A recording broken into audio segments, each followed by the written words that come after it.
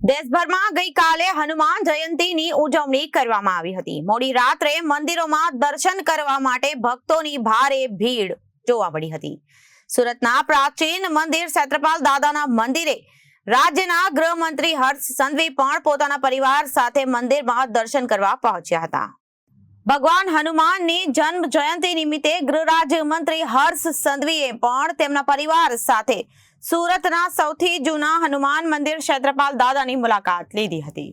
આ પ્રસંગે હર્ષ સંઘવીએ મંદિરમાં શંખ વગાડીને પૂજા અર્ચના કરી હતી। આ પ્રસંગે તેમણે રાજ્યના તમામ લોકોને હનુમાન જયંતીની શુભેચ્છા પણ પાઠવી હતી। સાથે સાથે દરેકના સારા સ્વાસ્થ્ય, સુખ અને સમૃદ્ધિની કામના પણ કરી હતી।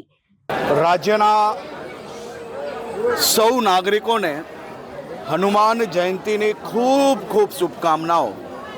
આજે સુરત શહેરના અતિ પ્રાચીન ક્ષેત્રપાલ મંદિરમાં ક્ષેત્રપાલ દાદાના ચરણોમાં વંદન કરીને મારા રાજ્યના સૌ નાગરિકોને હનુમાનજી જેવી બુદ્ધિ ને શક્તિ ભગવાન વર્તે અને સાથે સાથે આ હનુમાન જયંતીના દિવસે હનુમાનજીના ચરણોમાં વંદન કરીને મારા રાજ્યના સૌ નાગરિકોના નાના મોટા કોઈ બી દુઃખ હોય તો દૂર થાય અને ભગવાન એમને ખૂબ શક્તિ અને ખૂબ જ બુદ્ધિપૂર્વક કામ કરવાની પૂરેપૂરા આશીર્વાદ આપે તેવી પ્રાર્થના પરિવારજનો જોડે મળીને અને સાથી કાર્યકર્તાઓ જોડે મળીને આજે પૂજા અર્ચના, આરતી અને શંખનાદ કરવાનો અવસર પ્રાપ્ત થયો છે।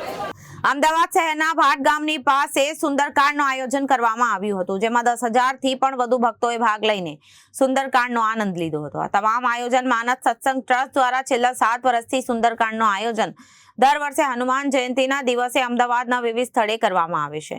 આ વખતે હનુમાન જયંતીના દિવસે શ્રી હનુમાન પ્રાગટ્ય દિવસ 2025ની ઉજવણી પણ કરવામાં આવી। સુંદરકાંડ વક્તા તરીકે ધવલકુમાર સુપ્રસિદ્ધ સુંદરકાંડ સાધક દ્વારા સુંદરકાંડ કહેવામાં આવ્યું, જેમાં સુંદરકાંડ સાંભળવામાં આવેલા ભક્તોએ ખૂબ જ ભક્તિમયથી સુંદરકાંડ સાંભળ્યું। आपका परिचय?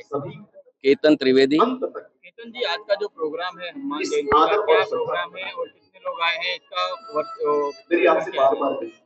ये संगीतमय सुंदरकांड पाठ हम हर साल करते हैं। मानस सत्संग चैरिटेबल ट्रस्ट है और आज हम 10,000 सेवकों के साथ ये पाठ कर रहे हैं। कितने लोग यहाँ पर हैं? 10,000 लोग करीब आ रहे हैं और अभी भी आ रहे हैं लोग। जय सियाराम। नीरव त्रिवेदी। नीरज जी, आज का ये जो प्रोग्राम है काफी अच्छा है। कौन सी जगह पर ये प्रोग्राम किया जा रहा है? इसका मुख्य कारण क्या है? ये आज हनुमान जयंती का महोत्सव है। हमारे लिए हनुमान प्रागट्य महोत्सव है।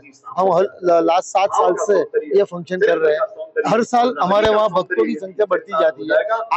आज की जो यहाँ की परिस्थिति है, यहाँ 10,000 से भी ज्यादा भक्त लोग एक साथ सुंदरकांड कर रहे हैं। मुख्य कारण क्या है ये प्रोग्राम? मुख्य कारण ऐसा है कि हमारे जो वक्ता जो है, हमारे प्रमुख जो है हमारे मानस सत्संग ट्रस्ट के, उनकी इच्छा ऐसी रहती है कि हनुमान प्रागट्य महोत्सव के दिन सभी भक्त लोग सब साथ में बैठ के हम लोग सुंदरकांड का पाठ करें, इसलिए हम लोग साथ सुंदरकांड का पाठ कर रहे हैं। रिपोर्टर राकेश कुमार यादव, जनादेश न्यूज, अहमदाबाद।